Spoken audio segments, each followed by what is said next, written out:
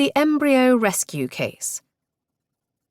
The first thought experiment is the well-rehearsed and frequently invoked embryo rescue case, ERC scenario. The hypothetical scenario runs along the following lines. You are on the ward of a hospital that is quickly burning down. In the ward with you are 5 frozen human embryos, stored for implantation in fertility treatment, and 1 fully formed human baby. You have time to grab and rescue either the 5 embryos or the 1 baby, but not both. What should you do?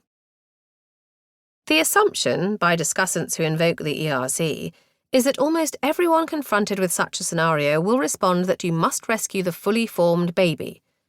Surely it would be quite unthinkable to do anything else, despite the fact that the embryos number 5 and the baby only 1. But the common intuition is problematic for the belief that all human beings from conception are morally considerable persons on account of their human species membership. If embryos are equal in moral standing to born human beings, then surely one should save the 5 of them, rather than the 1 baby.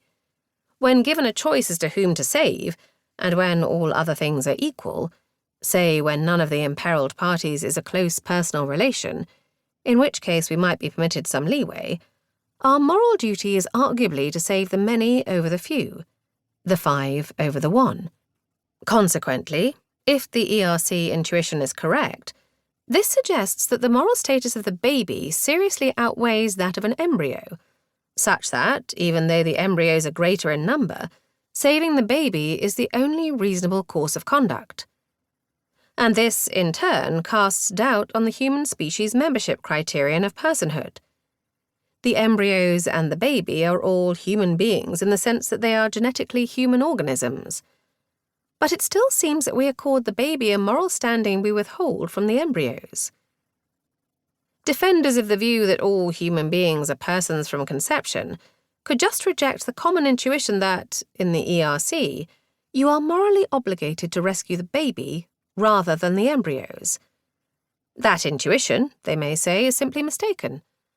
However, given the strength and prevalence of the judgment,